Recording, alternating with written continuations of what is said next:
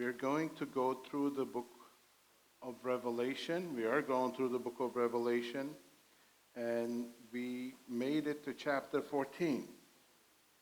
Now, just to give you a background, book of Revelation is revealing of Jesus to Apostle John of the things that is going to happen in the future.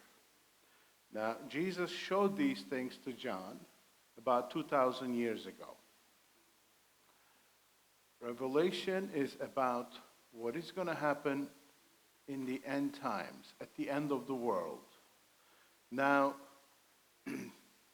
previous few chapters, this one and the next few, focuses solely on the last 7 years of the end of the world. And this time is known as the time of great tribulation. We have come through the first 3.5 years of those 7 years in our studies of the book of Revelation. Now we are in the middle of it. Right in the middle, Jesus presses the pause button and gives a lot of insight as to who the characters are of this end time. All these things that's going to happen in the future. Who is going to be involved in it? Last few weeks, we saw this character called the Antichrist. We saw this character called the false prophet. We saw Satan manipulating both of them. We saw what it was to receive the mark of the beast. Today, we will continue. Revelation chapter 14. Then I looked, this is John talking about what he's seeing. Then I looked, and behold, the Lamb was standing on Mount Zion, and with him 144,000, having his name and the name of his Father written on their foreheads. Now, you might remember in chapter 7, there was a mention of this 144,000 people again. Do you remember that? A lot of scholars think that these are the same group of people. A lot of other ones think they're not. We think that they're not. And I will give you the reasons why. Now, when we compare the two, 144,000 people that will be effective in the end times, we see that the previous mention of 144,000, the scene was on earth. And they were the servants of God sealed on their foreheads. And they were 144,000 tribes from Israel. There were 12,000 from each tribe. Basically, that 144,000 believers that believed in Jesus, they came from Israel. They were Jewish in origin, and they came to faith in Jesus, and they started talking about Jesus. Now, that was chapter 7. That's the earlier part of the 3.5 years. But these people, let's look at what the verses I was talking about. The scene is in heaven. And the Lamb is with them on Mount Zion, that's also in heaven. And on their forehead, they had their Father's name and the Lamb's name. These are the differences. They sang a new song before the throne of the God and the 4 living creatures and the elders, who had been redeemed from earth. These were the ones who did not defile themselves with woman and kept themselves pure. They followed the Lamb wherever they go. They were purchased from among men. They were the first fruits of the Lamb. No lie was found in their mouth, and they were blameless. See, they were a different group of people. Basically, the chapter 744,000 people were Jews that came to faith in Jesus. These 144,000 people are already in heaven. And they're the ones throughout Christian history God has chosen, and they followed him meticulously. God has chosen them for special purposes, and they have devoted their life to him in any way. They were pure. They were good. I mean, this makes us remember people like Tyndale, who translated the Bible into the common language. He was burned at the stake for it. There was a lot of other people that followed the instruction of the Lord meticulously. And now they're in heaven and they're singing a new song. And they're following the Lord. They're following the Lamb. Everywhere he goes, they go. Now, this is a scene John is seeing. Also, at the same time, something else is going to happen. Because all the Christians are gone at this point. There are no Christians left on earth. Only the Bibles are left. Maybe some of these videos will survive. Somebody will watch it and learn. And these 144,000, the previous ones, will be persecuted. Anyone who's a believer will be killed for the most part in those end times. And it will be done through the Antichrist and the false prophet using the religious system of the day. So there is not going to be that many people sharing the gospel, telling people how to come to the Father, how to be a believer, how to reconcile between man and God. They will not know. And there is going to be false religions and all kinds of pressures on them, economically, socially, as we read in the past chapters. But God, right before the great punishment begins, is going to give yet another chance to people. Just like he gave them a chance through Noah. He preached for 120 years before the floods came. Just like in Sodom and Gomorrah, Lot warned those people before the punishment came. Just like Jonah gave a warning to Nineveh, even though he didn't want it, before the punishment came. Remember, he said 40 more days, and then the punishment will come. Since there are no believers left on the face of the earth, God is going to use an angel this time. This one last time, he will warn people. He will tell them, I saw another angel flying in mid-heaven, having the eternal gospel to preach to those who live on the earth, and to every nation and every tribe, every tongue and every people. And he said with a loud voice, fear God, give him glory, because the hour of his judgment has come. This is the last minute. He's giving them one last chance. Worship him who made the heaven and the earth and the sea and the springs of water. And another angel, the second one, follows, saying, fallen, fallen is the Babylon the Great. She has made all the nations drink the wine of the passion of her immorality. Now, right in the middle of this 3.5 years, right before God starts pouring down his punishment on earth because of all their ungodliness, because of all the work that the Antichrist, Satan, and the false prophet, and the fake religion they built, that's what he's talking about. The Babylon the Great is going to fall.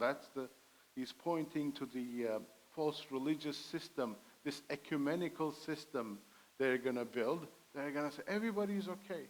Every denomination, every religion, it's okay. As long as you believe this, that, and the other thing, everybody is fine.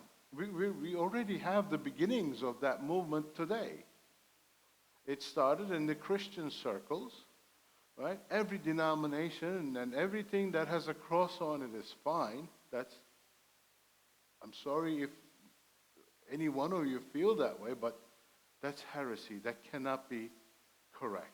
Not every denomination has the correct teaching or correct interpretation of the Bible. So this ecumenical system is going to slip out to other religions. Well, Muslim, Christian, Jewish, Buddhist, humanist. It's okay. We are all the same. We all believe in the same higher power. No, we don't. And this movement that is alive and well today is only going to increase and escalate towards the end times. This idea of relativism, this everything is relative. Your truth is yours and mine is mine, and they're both equally true, brings us to the days that we're living in where people can choose their gender identity. You see, when there is no standard, when there is no right and wrong, if I decide what is right today and tomorrow I change my mind, I think this is right. If truth is relative, if I can change the truth the way I want, then there are no standards. And where there are no standards, it's anarchy. Can you imagine there are no rules while you're driving? Even though sometimes you feel that way when you're driving in New York or some parts of New Jersey or different countries. Have you been to different countries and drove over there? It's craziness, right? Why? Because there are no rules, it seems like. People can drive. I recently went to Istanbul. You should see where people park. It's amazing. How do you survive it? I don't know. It's craziness. Why? Because everything is relative. This is right to me, therefore it must be okay. No, there is one truth. Can you imagine if there were no physical truths? If there were no standards? If there were no guidelines that came from God? There were no rules. That's the kind of world we're going towards. And that's the world of the book of Revelation. We are very close. Very close. It might even be this week. It might even be tonight. But see, God, out of his mercy, his love for people, he doesn't want anybody to go to hell. You know that, right? God doesn't take pleasure in sending people to hell. He wants everybody to come to him. He wants everybody to come to him. He wants everybody to be saved. He wants everybody to come and be with him in eternity in heaven. But people reject him.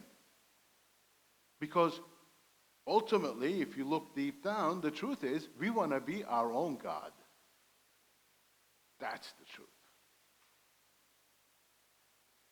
Everybody wants to call their own shots to the level of they want to be their own God. That's why giving intellectual assent to biblical truths is not enough to be a Christian. What do I mean? We believe in the Trinity. Yes, we do.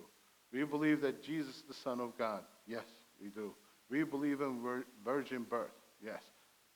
I believe that Jesus died on the cross for my sins. Yes, yes, yes, yes. We can agree and believe in all of this. But do you know that that doesn't make us a Christian? Do you know that the Bible says that even Satan knows these things, but he's still going to hell? So what's the difference between us and Satan? And he even knows it better than we do. He knows Jesus. He knows God.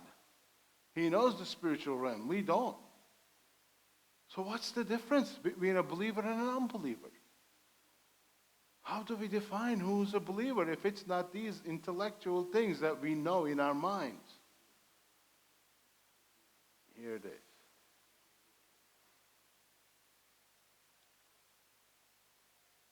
Have we surrendered to him? Only when we surrender, that's when we stop being our own God. Only when we do what He wants us to do. Only when we come to the point where we say, Lord, I know all this. I agree with all this. Yes, I am a sinner. Yes, I believe in you. Yes, you paid for my sins. Yes, I believe in the Trinity. Yes, I believe there is going to be an eternal punishment for all those who reject you, and eternal blessing for all those who come to you. And from this point on, I surrender to you. What does that mean? I will do whatever you want me to do, not whatever I want to do. That is surrender. That is when Christianity begins. And that's when we're saved for the first time. Not when we learned all this, that we, like my daughter Grace says, but Dad, I know all this already. She's 7. Okay. It's not about knowing. It's about surrendering. If it was head knowledge, Satan will be in heaven. It's not. He didn't surrender. He wanted to do what he wanted to do. Now this angel is preaching and sharing, screaming the gospel to everybody, because there is no person left on earth who's a believer. So God sends one last time, like I said, this angel. Fear God, give him glory, because the hour of judgment has come. Worship him. Not this world, not success, not money, not achievements, not your husband, not your wife, not a relationship. Worship him. When we worship him, what do? We do what he wants us to do. How do we know what he wants us to do? Very good question. You come to a church like this and learn the Bible. And you read the Bible. You see God's character. You see how he wants you to live. You see what he wants you to not do. You see how he wants you to think. And then you have to make a choice. Are you going to do what you want to do? Or are you going to do what he wants you to do? That is the proof if I'm a believer or not. If I'm a believer, I'm going to do what he wants to do. If I'm not a believer, I'm going to do what I think I want to do. That is the test.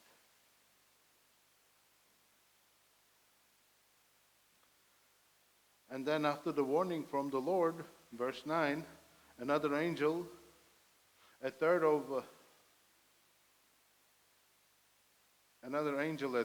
one followed them, saying with a loud voice, if anyone worships the beast and his image, receive the mark on their forehead and on his right hand, he will also drink the wine of the wrath of God, which is mixed up in full strength in the cup of his anger. So, wrath of God, punishment is coming for those people who will receive the mark. Remember what we talked about the mark last week? In this time, Antichrist is going to be basically ruling the world. Okay? And he's going to start this economic system. He's going to say, unless you receive this, we're assuming it's going to be like a little computer chip on your right hand or on your forehead, you will not be able to buy anything. You will not be able to sell anything. So you will not be able to pay your rent, buy food, sell whatever. You're stuck. You're kicked out of society. You can't go to the doctor. You cannot pay rent. You cannot drive a car, whatever it is. You're kicked out of society. And it's somehow going to be, we don't know how this is going to be, but it's going to be that once you receive that mark, you're turning your back to God. I don't know, we don't know yet how that jump is going to be. But none of the believers have to worry about that because we won't be there to find out. The rapture is going to happen. God's going to take his church. And everything we're reading here is for the people that were not believers before the rapture.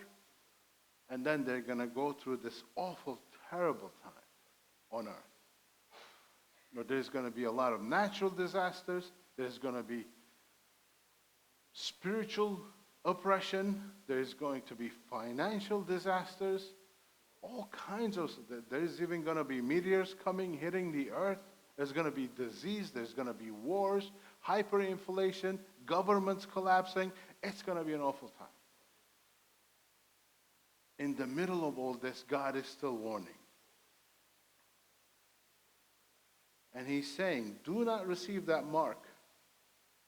If God forbid any one of you is alive in those days, and you find yourself needing to make this decision, it is better to choose to die than to receive that mark. It's that important.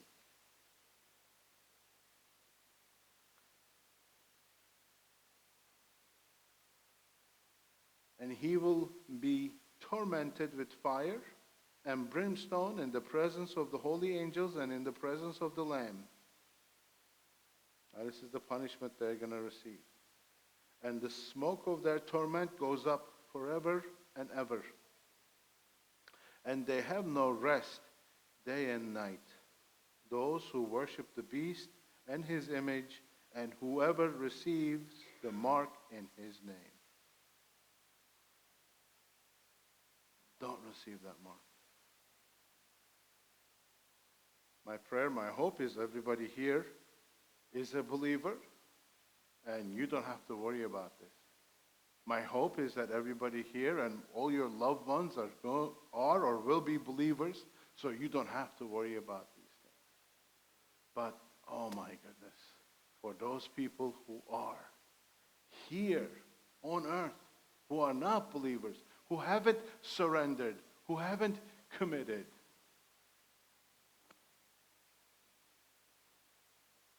again, I feel like I have to say it. It's not about knowing these things in your head. It's about surrendering yourself to him. Living my life in a way that pleases him. Not living my life in a way that pleases me. This is the key. But you know something very interesting happens? Once you decide to surrender to him and say, Lord, I will live a life that will please you, you end up having a better life than you could do for yourself. That's our God. That's how much he loves us. So I want to encourage you today. My time is up. I don't want to keep going. We'll pick up next week. I want to encourage you. If you never found yourself in that spot where you said, you know what, I knew all this, but man, I want to commit my life to him. I want to surrender to him. I want to start living that abundant life. I want to experience the freshness, the new beginning of God. I want to surrender my life to him. Do that now. Do that today. Why don't you, after the worship team sings, why don't you come, see me in the back, we will pray together. If you've never decided to have taken that step of faith, let this be the day where you surrender, where your eternal life begins. Or maybe you did make that decision, but the world, life, challenges, health problem, money problem, children problem, husband problem, wife problem, mom problem, dad problem, whatever it is, school problem, just took you away. You found yourself in the middle of this flood that's called life. You lost your footing. And if you want to recommit your life, if you want to say, you know what, I started well, I did good, then I lost my focus. Again, after we sing, after I pray, come, let's pray together in the back. Recommit your life to Him. I pray as the worship team closes with the song right now, I'm asking Brother Nessas to come with the worship team. Pray and think about these things. And I want to encourage you, if you never took that step, take it today. If you want to recommit your life today.